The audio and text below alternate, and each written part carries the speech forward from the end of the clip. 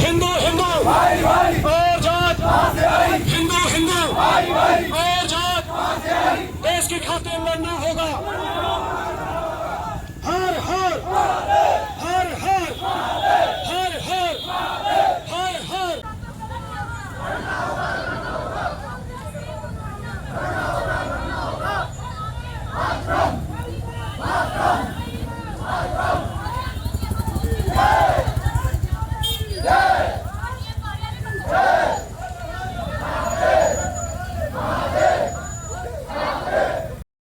हम करेंगे, ये आश्वासन हमें दे दिया गया है, हम कुछ करेंगे। तो अभी तक तो वही होता आ रहा है कि हम कुछ करेंगे, और वो हम कुछ करने की स्थिति वो आ चुकी है कि अब हम धीरे धीरे पंगु बनते जाएंगे। क्या बन जाएंगे? पंगु बनते जाएंगे।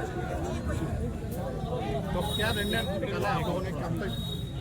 नहीं, हमारा कोई आक्रामक विषय वो नहीं है। हमारा सिर्फ शांति वाला था कि हम एक ज्ञापन दे दें, अपने मन को शांति दे दें, और हम भी अपने मन को ये कहते हैं कि भाई हमने भी देश के लिए कुछ किया, कि हमने जो बांग्लादेश में हमारे हिंदू भाई की दुर्गति हो रही है, हमने ज्ञापन दे दिया। बस हम अपने मन को तसल्ली देने आए हैं, हम कुछ करने नहीं आए।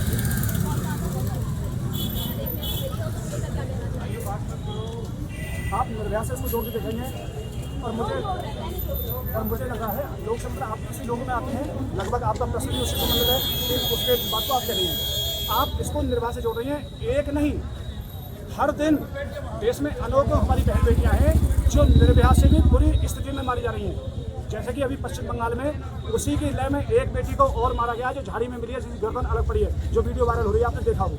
इसी की तर्ज पर उदयपुर में अभी एक 10वीं क्लास के बच्चे को कन्हैया कुमार की तरह चाकू से गोद दिया है। तो ये संकेत क्या है? ये संकेत है दहशत फैलाने का, क्योंकि युद्ध की रणनीति होती है। युद्ध की पहली रणनीति है कि शत्रु पक्ष में इतना भय पैदा कर दो कि वो लड़ने की स्थिति में ना आए। तो जो आज देश में ये स्थिति बन रही है, ये भय पैदा करने का माहौल चल रहा है, और ये भय इस कदर व्याप्त हो जाएगा हमारे हिंदू समाज के ऊपर कि वो लड़ने का ही नहीं सोच पाएगा। और जब आप शांति मार्च निकालेंगे तो हमारे हिंदू भाई कहेंगे कि तुम्हारी क्या पड़ी थी जो तुम शांति मार्च निकालने गए थे। इसका मतलब अपनी मौत का इंतजार करो, आप शांति मार्च भी मत निकालो। क्योंकि जो पश्चिम बंगाल में हुआ था, जो हमारी डॉक्टर बेटी उसका जो बलात्कार हुआ, बलात्कार करने के बाद में जब उसके लिए धरना प्रदर्शन हुआ, उसको बचाने के लिए लोग इकट्ठे हुए, तो उन्हीं के ऊपर इन जिहादियों ने हजारों तादाद में इकट्ठे होकर उनके ऊपर पथराव किया और उनके पूरे मंच को उनको तोड़ दिया, और उससे लड़कियों के हॉस्टल में चढ़ के क्या किया होगा ये तो वो बहन बेटी बता सकती है जिनके साथ वो हुआ। आज जो आपने ज्ञापन दिया किन उद्देश्यों को लेकर दिया, किन मांगे नहीं आपकी?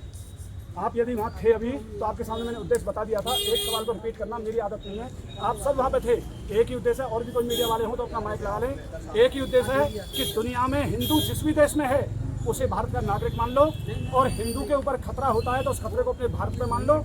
इस प्रकार से हिंदुओं का नरसंहार बच सकता है, इसके अलावा और कोई तरीका हिंदुओं का नरसंहार रोकने का नहीं है।